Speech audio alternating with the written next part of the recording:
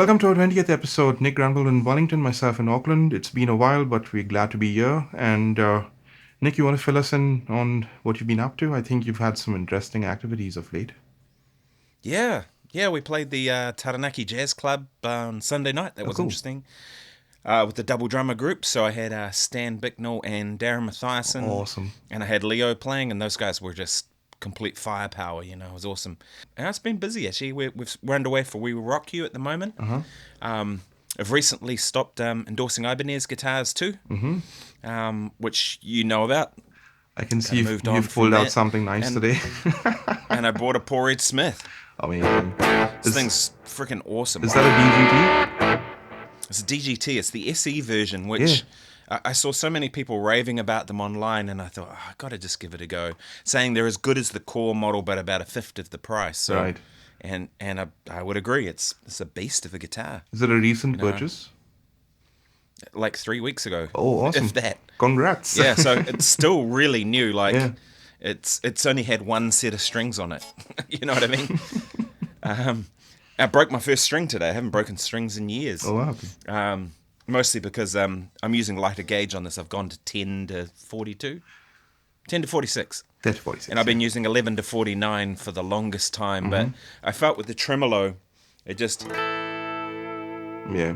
10 seemed to be a little nicer with the trem. So Do you set it to Give it a go, float but on yeah. that guitar? totally. Yeah. Yeah, no, it's floating quite a bit. How so. much do you pull up on, like, on your G, for example? Okay. About a semitone up on this? semitone. Right. Yeah, there's no gap behind the bridge, unfortunately, so you can't go back okay. too far. Yeah. Yeah. Because normally But no, it I seems to found on work. this one, I just loosened the springs, and then I got it to that Carl Verheyen thing now where he does. I said I'll try. It actually works quite well, you know. I don't, Is his a minor third? Yeah. Am I right in thinking that's what he goes with? the G goes up to a minor third, the B is a whole tone, and the E is a semitone. Yeah, no, you can't really do that with this guitar. I mean, you could, but you'd have the bridge would Yeah. be sitting quite far up to get to that. Yeah. It's really not designed for anything more than just Then a semitone, sorry. yeah. And it doesn't have locking tuners. Yeah. So, man, you do what I just did with the tremolo and it's out of tune, which is Okay. annoying. But I bought this primarily for We Will Rock You, Mm-hmm. which I'm doing. We start this weekend, and I wanted a guitar with a tremolo and two humbuckers, Right. but with a good coil tap on here. Right. So, and it works awesome. It's the best system I've found for I think for the coil taps. PRS does exactly what I did to the humbucker, which shorts half the coil via that capacitor and resistor network. Because Apparently, these are 75%. yeah, So it's like it's not actually a split; it's a tap. it's and a tap on the coil, yeah. Yeah, so that's why you get like one coil plus half the Half other one, the and other that's one, why yeah. you don't get the you don't get that anemic coil tap sound. It's Exactly, really because thin and If I scratch it with a screwdriver, I hear one coil louder than the other. So it's, still got both the coils active. So I was playing with a Bollywood artist called Avish. So that gig was very close to Nick's house. So we actually did meet up in person before we've met back online. And that was a good gig, actually. I remember like setting the amp barely, so you could just about hear it over the drums. And the drums weren't too loud as well. And I remember thinking, like, I think I actually play louder at home. But everyone was happy. The people enjoyed themselves. Stage was good. No train wrecks considering we only had like 2 rehearsals for 2 sets. So, the band pulled together and everything. Yeah, it was good. It was good to see you in person. It was yeah, man. always nice to, we connect on a, some regular basis, but, once you meet in person, it's like a different thing altogether. So, yeah. And the food was fantastic. Oh, yeah, there It was great. there was some really nice You Indian and I food. seem to have the food hangs, man, when we do. There's great food. Yeah. And they seem like all nice people too. And you had Dan Waterson playing drums. Yeah, who's he was very good. fantastic Yeah. Auckland drummer. Yep. So 20 episodes. I can't 20 believe we got to episodes. that. Yeah, we finally got to, past the teens. Yeah, we did it. Yeah, so I thought we'd talk about our respective direct recording journeys. I think it'll be quite interesting, and we'll see what we started off with, and what we've ended up with, and where we think we could go down the line. So I'll let you start first as usual. So Yeah, it's funny you say that because I was actually thinking about this the other day. a friend of mine in the UK, Rob Harris, he actually posted some photos. Rob's the guitar player in that band, Jamiroquai, and he actually posted some photos of one of those old kidney bean pods. Do you Pods. remember those? I do. And I had one of those. I really liked it. I thought it was actually, at the time, I remember thinking it sounds amazing. And so I replied and I said, "Oh yeah, I used one, Rob. You know, it's great and all that." And then the next couple of posts he did on his Instagram stories were albums that he had played that on. So that song "Little Owl" by Jamiroquai, yeah, there was a pod straight in, direct. That Kylie Minogue song "Spinning Around," I'm spinning around, with the funky. Right. That was a pod straight in. Beverly Knights hits, the voice in the UK. She's the judge. She had a bunch of hits in the UK. Again, a pod direct. So I'd say my direct recording stuff started with a pod. I don't remember doing anything before that, at least not that sounded like a guitar. Right. To me, everything prior to that was pretty nasty, But I've definitely embraced it. I mean, I all my sessions now are all with all direct. I very rarely plug an amp in nowadays. The only time I do is if it's something kind of super special and I'm thinking, like an acoustic jazz type thing. I might with an arch top guitar. But even then, I did some recording the other day with the arch top, and I went through the fractal for the pickup, and then I could have a microphone right here in front of the F holes, and not have to worry about it picking up the amp because there was no amp, which wouldn't have been possible had I had an amp in the room. So I've kind of gone all in on it for the most part. What do you do after the pod? Nothing really. I did the pod and then I just used amps for like years and years and years. Right. And then I never really found a solution that I liked until the fractal stuff came along. And my first step was the fractal AX8. Right. And then I went to an FM9 and now I'm using an FM3 and an FM9. But I probably use the FM3 more. Although right now I'm playing through an FM9 and you can... Pretty good. I'm pretty happy with like how that feels and sounds. So, Right. But the thing from going from amps to the fractal world that I'm in now,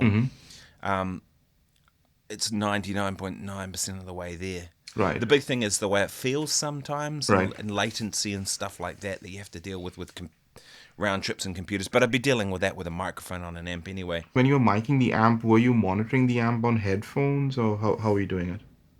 Yeah, Right. totally. And so therefore it was like, the difference now is there a real amp back there blasting at me or is there not? It's just Exactly. it's the same thing. I'm still on headphones anyway. Because it's kind of hard to gauge the tone when you're playing, when you've got a mic in the amp and you're kind of hearing the amp through the headphones, which is mic'd, but you're also hearing it leak acoustically through the headphones. And then you're also feeling all that low end. And then when you listen back to the recorded sound, it's like, oh shit, what happened here? So you kind of have Yeah. to go back and forth a few times and, maybe move the mic a little bit. And then, once you've got it dialed in, then you pray to God that the dog or the kid doesn't come and, kick the mic stand, change all that.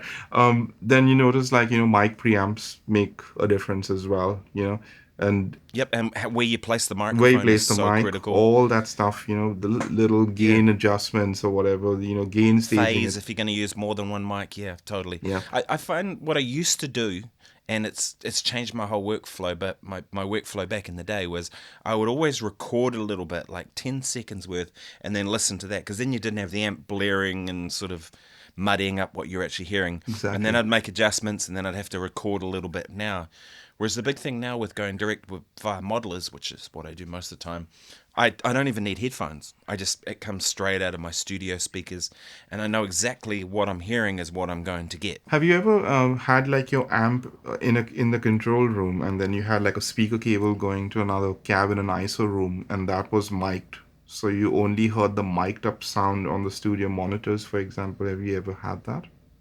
Yeah, I did a session the other day actually for someone, a friend's album, and he's actually a good guitar player himself and good singer, and but he was sort of feeling like it was all sounding too samey for him, so he got me in to just come and do some solos and stuff. And they had a Marshall, a JCM 800 or 900, can't remember which one, 4x12 cab in the other room. The first thing I said to the engineer is, can we turn it up a little bit? And he was like, sure, we're in a studio, there's no issue. So he turned it up and I said, keep going. And in the end, we had it on 10. And at one point, he opened the door to the studio, and you could just hear it like going "Rah," and shaking all the walls of the building. Yeah. But man, it was fun. It was so much. And I said to him straight away, I said, the feel of that under the fingers is just so much better now. Yeah. But it was weird. They had the head in the other room, so actually they were running the guitar cable through an interface in the wall, Oh yeah. and then a cable out, which I thought you'd lose a heap of top end, but then that actually kind of became like it was a real warm sound anyway, so it suited the track. Right. But that was great fun, and it was an old JCM 800 or 900, not a reissue, and like I said, dimed out, gain relatively low, but master just dimed right out through a 412. Right. And the interesting thing though was too, straight away I said to the engineer, I was like, I can feel the latency in your system. Yeah. And he goes, oh, okay. And so he switched down to however many samples, and he goes, I hope my plugins aren't gonna all crash now and all that. And I was like, well. And even when it was on the lower setting, I could still feel through his system. Didn't feel like it was immediate. And yet, even with the fractal stuff, when I go direct, I don't feel that latency in the same kind of Yeah. way. So Because it would have been better to have the amp in the room, I reckon, and actually have the cab in the other room. Yeah. Then also, too, if I want to make any adjustments, it's right next to me and I don't need to get the runner to go and do it. Yeah, exactly. Before you even moved over to the pod or to the fractal, you knew what a mic'd up guitar sounds like. You only 100%. you only want dealing with an amp in a room. And then when you move to the modeler, you got a rude shock when you try to make it sound like that because it never sounds like that. Well, that was what was interesting for me was with the fractal stuff. When I first got the FM9, I remember like messing around with it for a couple of days, and I was like, "Oh, there's a Dumble model in here," and I sort of played around with it. And oh, what about this old Plexi? And sort of played around with that sort of thing. And then I went, I'm not happy with any of these sounds that I was getting. And I thought, well, why don't I just try and recreate what I do in the real world? So I found a model here called the Vibrato Lux, which is kind of like a Fender Yeah. Vibralux, right? Which is an amp I know well. It was the closest one I've found in this world to sound like my Bassman. So I got that. I got a 1x12 cab. I put a 57 virtually right in the middle, but backed off a little bit. Maybe about this far off the cone because you can visually do it. And then I got a Royal 121, and I moved that like quite far back off the amp. But again, they phase a line in there. So that's what I would record. I just basically set it up exactly as I'd use in the real world. And straight away I was like, there's the sound I'm happy with. Yeah. And then I was thinking, I played around with distortions because all these flash distortions in there.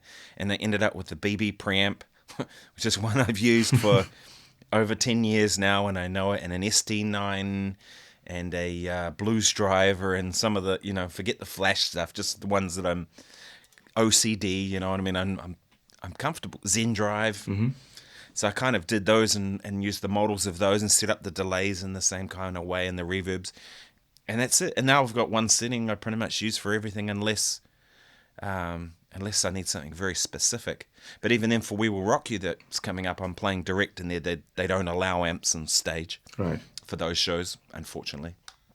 And I kind of hummed and hawed. Do I want to go with an AC30? I mean, it's Brian May. And I was like, no, I'm just going to do what I do. And I talked to the MD and he was like, yeah, that's totally good. Just make it good. So I was like, okay. And I listened to the cast recordings and they're not trying to be Brian May either. The original ones from back in the day. And I was like, in fact, they're heavier. A lot more of the guitar parts are quite a bit heavier than Queen played them. So I'm like, well, it's good for me then. Yeah, what about you?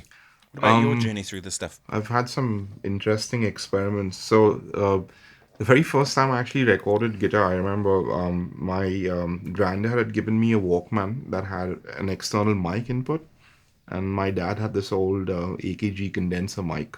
So I figured out how to set the gain and everything on the Walkman.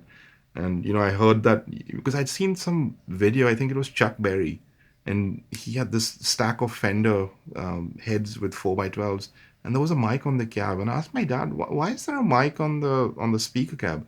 He's saying, oh, that's how they record his guitar sound. So I figured it, okay, that's how they do it. So put the mic, and I had this Boss HM2 pedal into a Fender Bassman that it sounded pretty nice. The old Goodman speakers, the all hand-me-down stuff. So, move the mic. Oh, this is what it sounds like. We move it this way, it dulls and it's brighter in the center and all that stuff. So I figured that out pretty early. I must have been around 16 or something at the time. And you move from tape over to the computer, and I realized, oh hell, the miking thing sounds damn different to my creative sound card. Trying to, record it into like some early version of Cool Edit or something like that. Then, there's a friend of mine. He was a session guitar player, still is actually. So he had this old Sansamp Classic that he said you should try this out. So I plugged it in. I was like, oh, you can get a decent guitar sound. It sounded pretty decent for what it was at the time. And then he had the PSA one, the rack. So then I tried that as well. But that for some reason I couldn't get it sounding as smooth as I got the classic. It was much more fizzy and hair on the top. Then I found this thing called ADA microcab. Like this is Oh all yeah. convincing people from overseas to like buy it on eBay and bring it back to India, and then you pay them when they come and all that kind of stuff going on. So anyway, so the other microcab comes in. Now I'm getting a decent, direct recorded guitar sound. And not too long after that, I got my first Marshall, which was the JCM 800. And then, I go on Harmony Central and start finding out like, oh, the SM57 on that cab goes this way, that way. And now you need a good mic preamp. So there was a studio with a Focusrite, one of those green preamps. Got that in. Oh, now it sounds a lot better. And if so that kept me going for like I think maybe 5 years or so. And then around the time the Pod XT Pro had come out, the rack thing, and I figured at that time, since I was getting regular session work, I needed something to. I didn't have the ability to take that Marshall everywhere and have it mic'd. So then that became like a quick session too. Um, then, but a little while after that, I got a THD hot plate, and someone had mentioned Oh on yeah. Harmony Central, oh, if you load the amp down to silent, take the line out, and run it into Guitar Rig, bypass the amps, and use only the cabs from Guitar Rig, probably version 1 or 2 or something like that, very early. So that became a cool thing. Like, oh, now you can listen to that same Marshall through a whole bank of different cabs. Oh, that's for a 1x12, that's for a 2x12. You kind of get into like how big the speaker makes on the overall sound. And I think then I started realizing the reverb you added made a huge difference. It Oh actually yeah. shaped the texture of the sound. So, which is then like, oh, now I'm kind of getting finished, guitar sounds from a mic'd up thing. So before I even got into the whole modeling thing, I kind of already knew what that, thing is supposed to sound like. And then you Yep. explore other cabinets and stuff like that. So the pod, I remember like listening to it on headphones with all the effects bypassed, just have one amp and cab up and try and get that sounding good before you know add all the party time effects. So that became actually an obsession for a while, and I kind of got it sounding pretty good because if I listen back to the stuff I recorded with it, it doesn't sound bad at all. It probably didn't feel as nice as like the amp did, but that was pretty cool. So a little while after, the software started getting better and better. So then I think around when the Sir Reactive Load came up, I decided, I'm going to get one and see what. Actually, no, sorry. Before the Sir Reactive Load, I had the Two Notes Torpedo rack. You remember those? I do. The rack mount version. That was actually a really good thing because then I could just They take were an amp good. and that and plug straight in and you were good to go. And even live, I remember sometimes they would mic the cab and they would also take the line out of the torpedo. And, you could run that into like a lexicon reverb or something, and then you go direct with a, fully processed, to stereo guitar sound, even though the amp was in mono. So from the torpedo, I went across to the Sir Reactive Load. Now, then I noticed like, okay, the load you use makes a huge difference because that changes the way the amp feels. And I was using the Sir Reactive Load with software, IRs and stuff like that for the speaker sim. I got this Universal Audio aux box when it first came out, and I had both the Sir and the aux at the same time. So I always felt the Sir, feels better under the fingers than the aux, especially for like the Marshalls. For some reason, the 6L6 amps, like the Soldano and the Bella, They were fine with the aux. I mean, I could get it sounding and feeling pretty good, but the Marshall, it never liked it. So I'd always prefer this. Then when they came out with the aux stomp, that was only the speaker sims. That's when I figured, okay, I can have all the software from the aux with the, the CERT doing the actual, reactive load bit. And Mm-hmm. that's currently where I'm at right now. I haven't found anything that, feels or sounds better to my ears. The Two Notes Wall of Sound speaker sim software, that's really nice.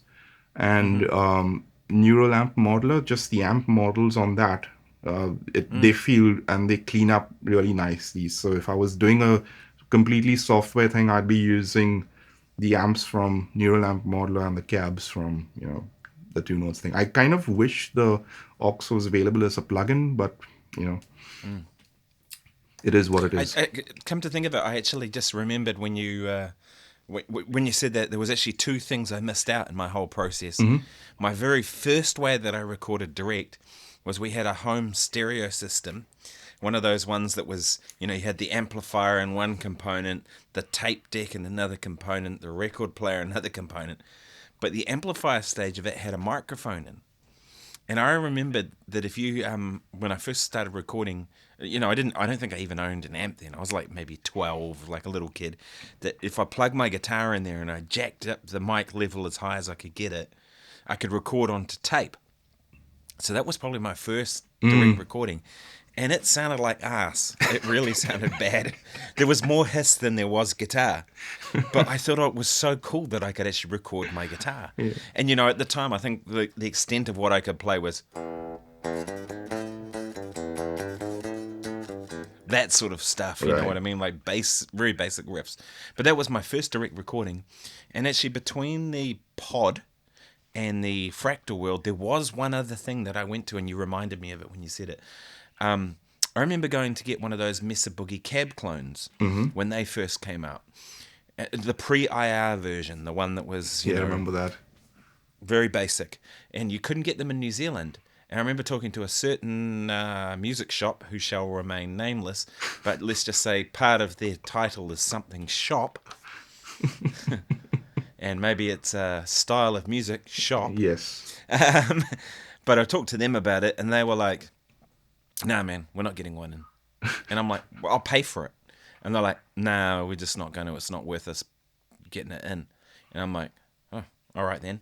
So then I reached out to Mesa Boogie and said, "Can I get one? Because the dealer here has it Refusing. exclusively and is saying no, they won't."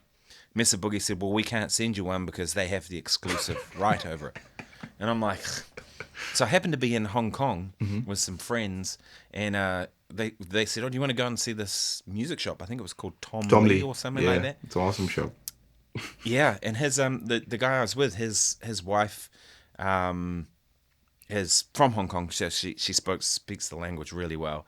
So she not only got hold of this for me from them, while we're in the shop, she also took them down to giving me 20% off, because she was able to barter with them to get it done.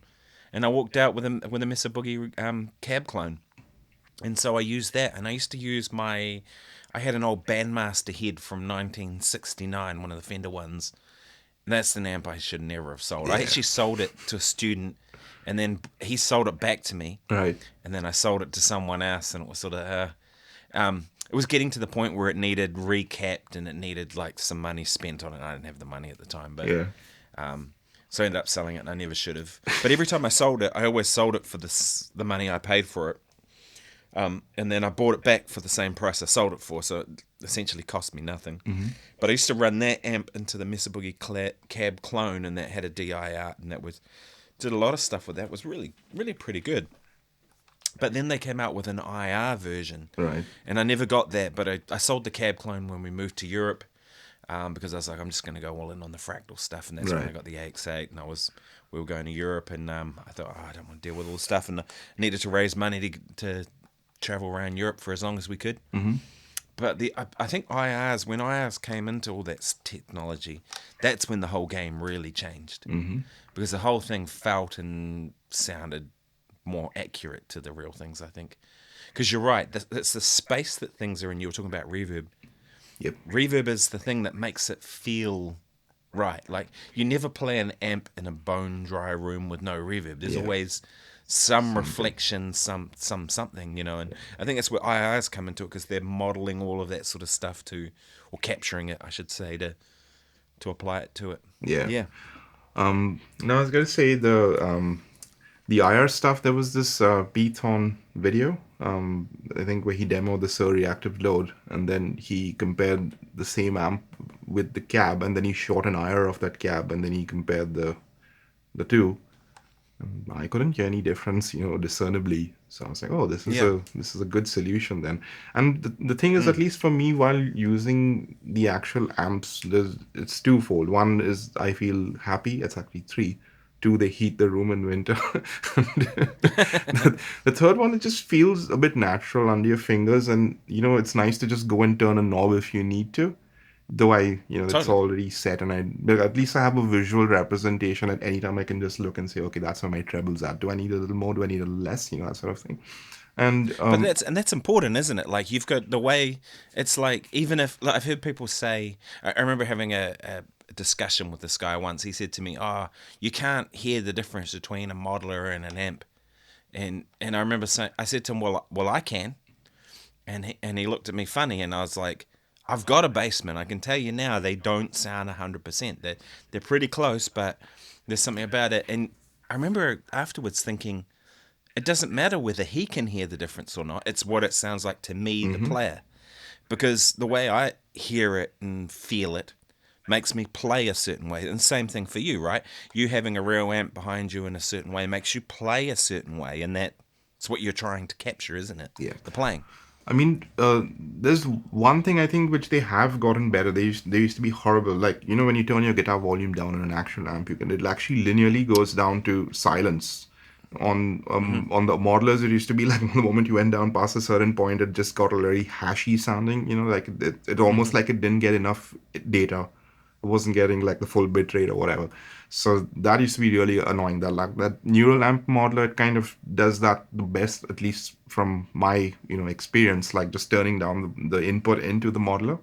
That's where the fractals shine too, Yeah. because the fractal is, to be honest, is the only one I've found of the units I've ever used that do that as well. Right. I tried Kempers. I've tried Kempers. I've tried Line 6. I've tried all of the others, and that was the one thing that bothered me the most. When you turn down, you know,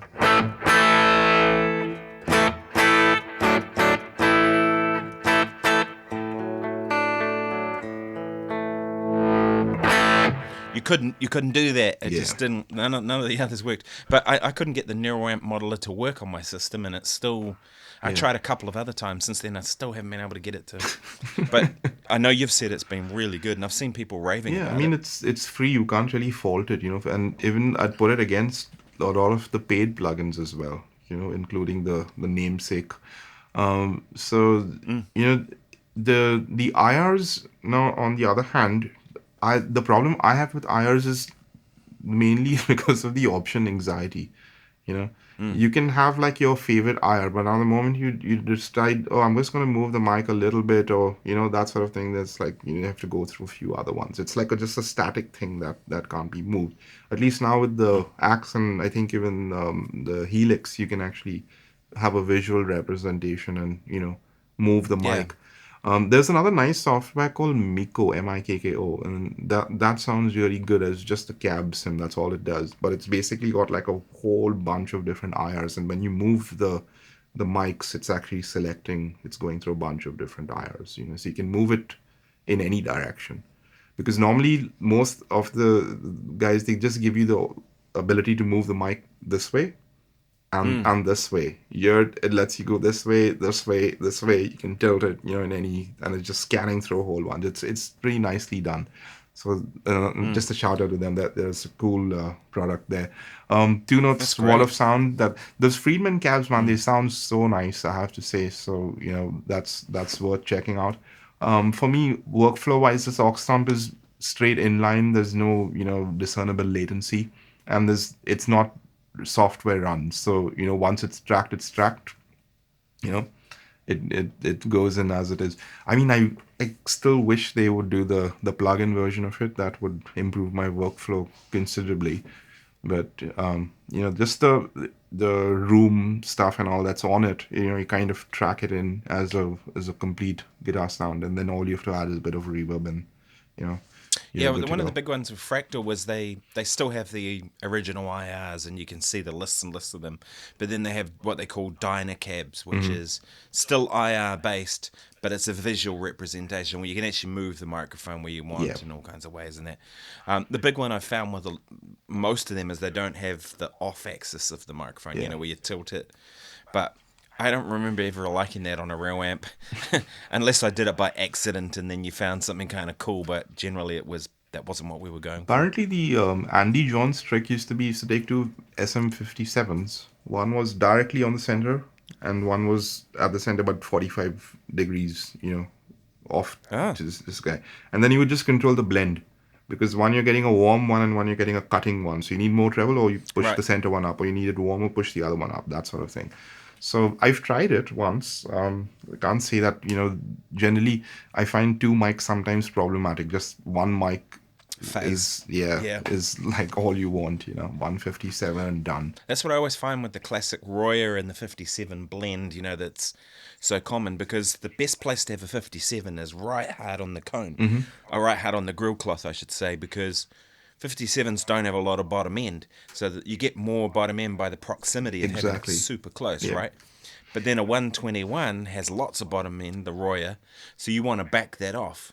But as soon as you back that off, now they're out of phase.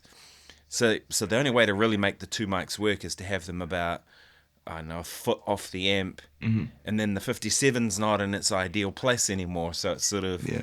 I don't know, Someone's I've actually always struggled made with it. this product. It's a dual mic holder, and it holds a 57 and a 1 to 1 so that the diaphragms are aligned exactly in phase. It's a pretty cool product. Should look it up sometime and see if it's I'm going with the M160 usually most of the time. But I came across something where Friedman said that the Brendan O'Brien trick was a 57 and a MD 421 on a vintage 30 cab. So that's what I've got, at the moment, and it's doing its job. Most of the time I end up using that, but like, if you're doing layers, sometimes you want to like have a different sound for each layer. So then that thing becomes really cool. Just go click, click, click, click, and oh, that's a good sound. That's one thing I found was direct recording that it's good now, but I remember when I first started doing it that when you layered parts, that's when you really noticed the Yeah. modeling was because you'd put one down and then you'd change the sound slightly to do your next take, but it was almost like They rub against each other in a weird way.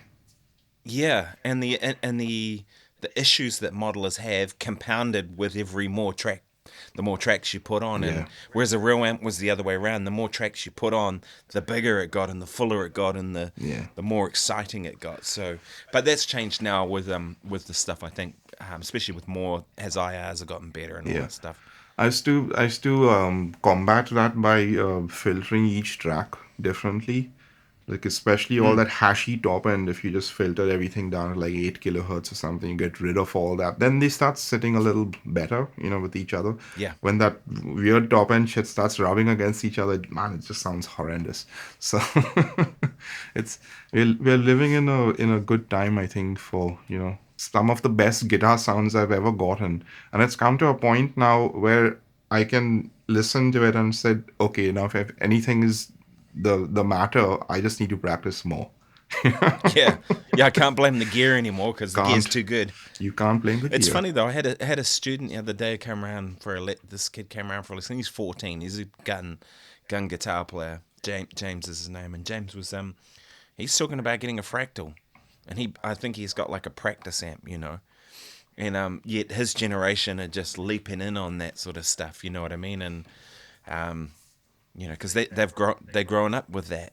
Do you know what I mean? Whereas Yeah. our generations, we grew up the real thing and sort of.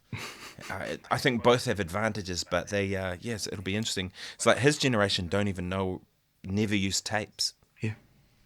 let alone records. They never used, their grandparents used records. Yeah. They didn't even use tapes. I bet he barely even used a CD. crazy, isn't it? It's I like think. doing tourism by using some HD headset. Those video headsets you go, so you Yeah. kind of experience like this virtual world or But everything you like never it. did it for But you've yourself. never gone to the actual place where it's modeled. But here's the interesting thing. So if you use that same analogy, so now you have the opportunity to explore, totally new worlds which, have not never been created. Brand new things. And the same thing with like these modeling things. Instead of searching out for like replicating older sounds, you should probably be just finding, a bunch of new guitar sounds. But the problem is, us guitar players are creatures of habit, right? We're so used to listening to, the stuff that influenced us, and we want to sound like that. you know Well, there are things you just can't do in the real world that you can do with the stuff, yeah. right? Like you said, like I just dialed up a sound. I'll show you this one. This is Hmm. one that I've never seen done in the real world, but I'll just play one note.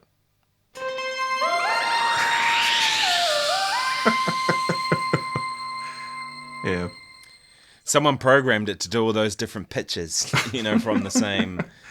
that's It's cool. crazy, isn't it? And yet, you wouldn't be able to do that in the real world. It's Yeah. just wouldn't like hump da da da 3, 4, 5, 6, 7, 8. That's 8 pitch shifters. Who has 8 pitch shifters to be able to do that, or maybe more? You've got It's 99 crazy. patches, but the pitch ain't one. Nicely done. Nicely Yeah. done. Glenn's question is, loving the For those that series. don't know you, he's meaning Glyn Evans, the Glenn great Evans, yeah, pickup Mr. maker in New Glenn's Zealand. pickups, yeah. He says, loving the series, keep going. Hey, do you have any ideas to help with those off days? The ones when you pick up the guitar and you've turned into a fumbling fool. Okay, so my answer is twofold. One is, am I playing guitar for myself? Because if I am, I'm just going to put the guitar down and say, fuck this, I'm, gonna come back to it another day. Exactly. Now, if I'm playing for someone else, now there's a variety of things that I can get inspiration from. One is working with other people. So if I'm running dry of ideas, I bounce off other people's input and maybe hum me out a melody, and I'll find how to play it, and then run with that, and do something with it. Second is, maybe there's few different sounds I can try to be inspired by. So maybe I'll try a different guitar. If like the Strat's not doing it for me today, I mean, I have the luxury of, a few different guitars here. So maybe grab another guitar and see if that makes you play a different way, for example. Fool around with, some ambient sounds or whatever, just change the way that your bog standard guitar sound, and just try something else which could inspire you. Maybe it's just picking up an acoustic guitar, for example, that will, set off something new. So if I'm forced to do it, then I will try and, use any means possible to generate some amount of inspiration that helps me get over, like me feeling, I don't want to do this today. Yeah, I'd agree totally with that. I've had days where I just feel like I can't play at all, like nothing's coming together. Put the guitar down. Don't even bother trying to force it if it's just for me. But in the same kind of way, there's two kind of things I've done that might be useful to think about. The first thing is just change things up, like you said. If I've been playing this and I'm feeling like it's not happening for whatever reason, grab the dirty old Les Paul and it'll just make you play different, and it might inspire something. Or a Telecaster will make you play differently again. So I'll try that. And the other thing I do is listen to a lot of music. You know, there's nothing quite like going back to some great old album that you love and put it on and just going, wow, that's great. And then you go and you try and play after you've listened to it, and all of a sudden it's like the inspiration's back, and Hmm. that goes a long way. Or just go on Instagram and have an argument online with people. That always works. About politics or in Facebook or whatever people Yeah. do. I saw a great meme like that, and it was John Coltrane, the sax player. And he said, after I've finished my half an hour practicing on the saxophone per day, I go on Facebook and argue about politics. That was funny because Facebook wouldn't have been around in his day, of Yeah, course. man. But I was just like, it was like taking the piss. It was saying, get off the internet and go and practice. In Yeah, other words, pretty much. nah, yeah. And also too, I find if I spend too much time online, then that definitely affects how I play. Yeah, You know, it and does. negatively. Especially if you're like, into that scrolling thing. I just catch Yeah. myself doing it sometimes. I'm like, "Wow." I think even just watching YouTube is probably better for my attention span, because I'm, concentrating on something for like a long, usually like at least a half an hour or something. I'll be watching something. But yeah, They call it's it zombie scrolling, don't they? Zombie scrolling, where you're not really paying any attention. You're until just kind of going from one to the next. yeah. You know, here's something interesting. Apparently, like there's a genre of these TV shows you can watch, but also scroll on your phone. So, you know, you can kind of, it's like nothing too intense. So you can watch and still, you know, pay attention to two things at once. I don't know. Oh, It's, you know what that TV show is called? It's called Keeping Up with the Kardashians. My daughter loves it, and it's just like mindless nothing. It's just these people doing whatever, and so she does. She sits there on her phone going, blah, blah, blah, you know, and like texting her mates and whatever, this is the and that's grumpy on old in the man background. section of the podcast. Yeah, but you don't have to pay any attention, do you? It's not like you have to engage with it. Um, you know, Yeah, the currency yeah, these days is attention. yeah, totally. That's all you're Which is trying what to get. everybody's fighting for on YouTube Yeah. and TikTok and Instagram and whatever. You know, Yeah, it's rubbish. which is why if you've made it this far in the video, then Yeah, then you've got a good attention span yeah, to listen to our nattering. yeah, pretty much.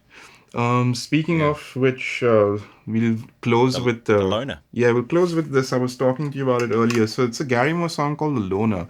Now I've always loved this song. I thought he, you know, wrote it, you know, in the vein of "Still Got the Blues" and you know a whole bunch of songs of his which have the same, similar, shall we say, chord progression, Parisian walkways, for example.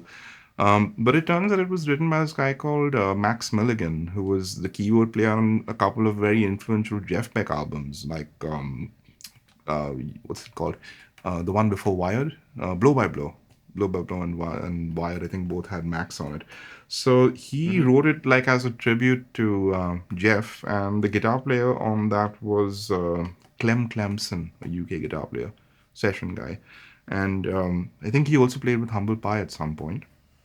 And it was a Cozy Powell album called Over the Top, which also had Gary Moore on guitar.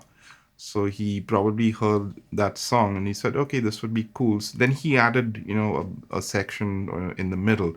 But at the intro of the song, you know, like these keyboard pads that come and have a very interesting chord progression. And I haven't really, I mean, I've come across those chords before, but I haven't heard them in that sequence. So it starts off, I'll just make this a bit more paddy. So it's kind of like this G minor intro, and then it goes to an A over E, right? And then it goes to this, what's this? F over E flat. Now G minor over D. Here's an interesting chord.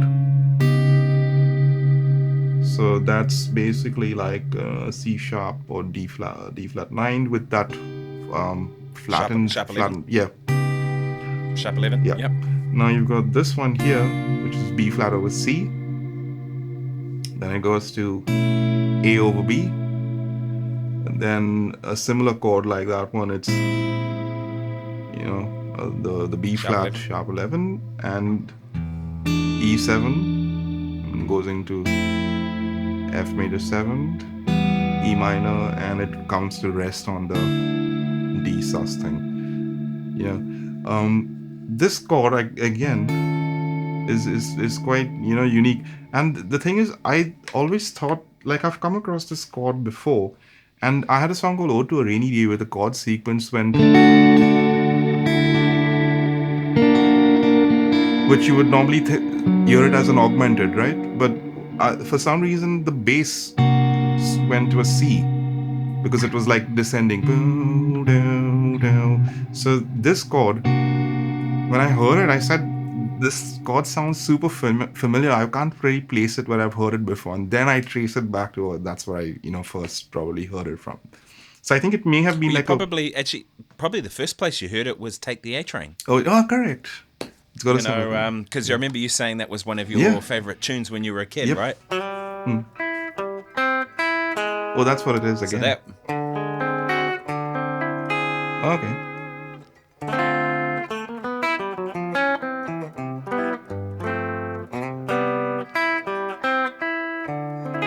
Right.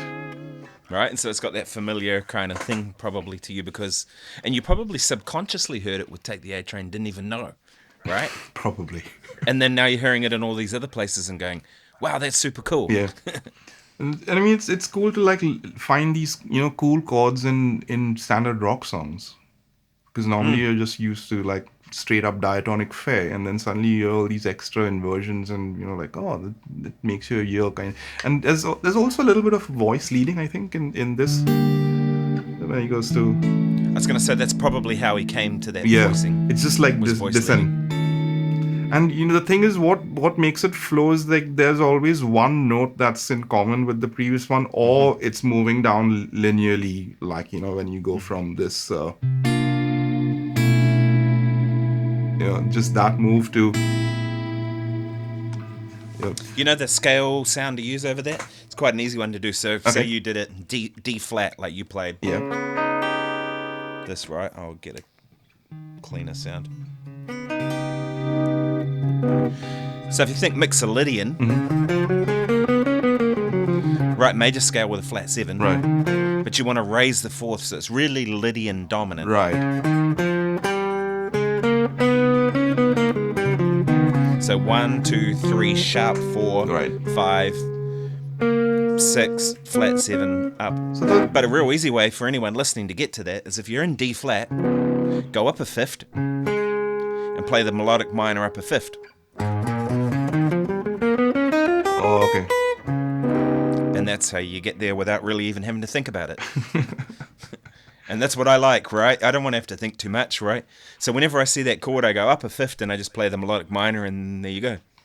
It's also a testament to being prepared, because you've done the work that when this chord comes, this is, what you got to play on top of it.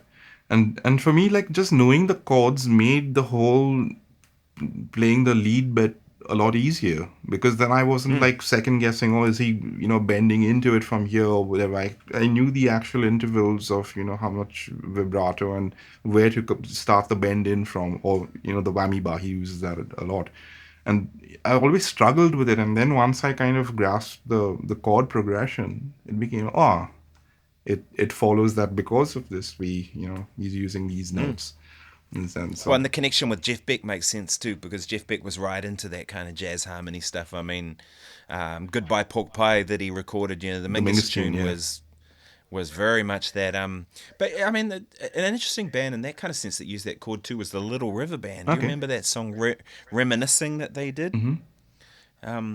Hurry, don't be late, I can hardly wait, I said to myself when we're wrong. That line, right, goes, hurry, don't be late, Dad. Oh, yeah. Is it major one?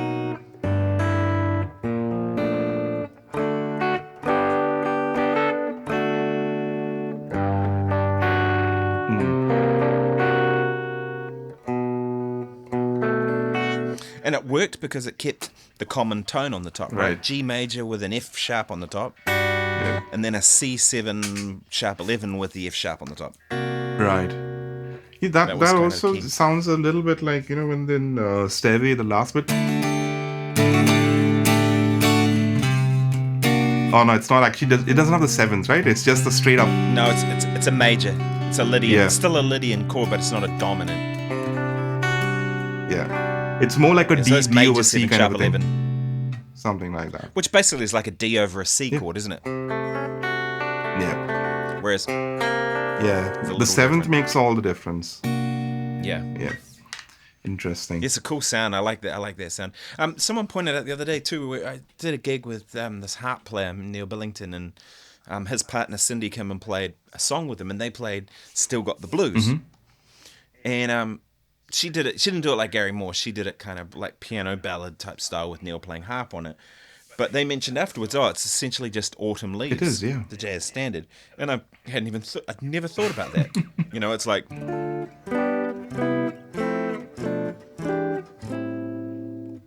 same. Yeah. Right? Yeah. I mean, it even goes to the same note. Yeah. The melody is also very reminiscent of that Lionel Richie song "Hello," I can see it in your eyes. Da, da, da, da.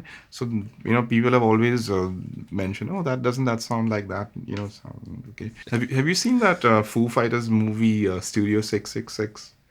There's a there's a bit where Dave Grohl sits at the piano and he's like bereft of inspiration trying to write a song, and then he comes up with like something that sounds like Hello, and suddenly Lionel Richie appears and whacks him and says, "That's my song. That's my." Well, I mean, how many times have you done that, though, right? Like, I know I've done it plenty of times where I write something and then I think I've come up with something Something original, and then I that's realize I just totally ripped someone else's thing yeah. off without thinking that way, Yeah. Here's the interesting bit about the Still Got the Blues progression as well. So he kind of does this like a D-7, Hmm. and then he goes to the G. So you have like a Yeah. G11. I think that was one of Leon Todd's favorite Les Paul tones, where he recently mentioned like if he had to I pick saw him one mention that the other one day, Les Paul yeah. song. I'd say it's probably one of mine too, right? Yeah. The I couldn't think of it. mine was actually a similar Gary Moore song, but the live version of Parisian Walkways. It's on that live blues album, and something about his live guitar sound to me, it just has like a ton of weight, and you can hear the room in it as well. It's recorded really nicely, and when he does that long sustainy note, man, fuck, it's like I was thinking goosebumps. about it after Leon mentioned that the other day. What would be my ones? And I think probably either November Rain or Sweet Child of Mine for a Guns N' Roses kind of take, or Dire Straits, Brothers in Arms. Brothers in Arms. That's That's got to be one of the fattest, thickest Les Paul yeah. tones like ever. The only thing thicker than So that is another Mark Knopfler song called "Darling Pretty." It's on that Golden Heart album. The one just after Brothers in Arms came out, or some I don't know '90s kind that. of thing. Great, you should check out that album. It's a really gorgeous guitar sounds totally all over that album. That and man, the first Cream album, I have to say, like one of my favorite Yeah. Les Paul guitar sounds. It's Have like you heard Mark Knopfler's new album? He just had one come out I, this I heard year, a I think it couple of was. songs I think which were trickling Hmm. out, but I can't say I've heard the whole thing in entirety, which I should do at some point because I've heard all the other ones. So yeah, Yeah, and David Gilmour's been putting out some tracks too, I think, towards an album. So they're kind of interesting. I mean, his music is quite different from Pink Floyd, although you can see how much of an influence on Pink Floyd he was. His stuff tends to be a little more folky, I think, than what Pink Floyd's are. But still, great, yeah. great music. There's an album he did I think called "On an Island" in the early 2000s, and that's got some really nice guitar sounds on it as well. Is that the Especially one where he played the Gretsch a lot more? yeah, I think he did. But on the title Yeah, I track, I think I've got think the DVD. yeah, he used I think like two or three different guitars on that song, and he had Phil Manzanera from Roxy Music producing that one. That I quite Right. have like. There were a couple of songs which I would hit skip on, but on the whole, I think it's like a really nice album to listen to. And Cool. thanks for listening. If anyone made it this far, you're a trooper. You're a legend. You're a legend. Yeah. See you guys next week. Thanks for watching. Cheers. See you next week. Bye bye. Over and out.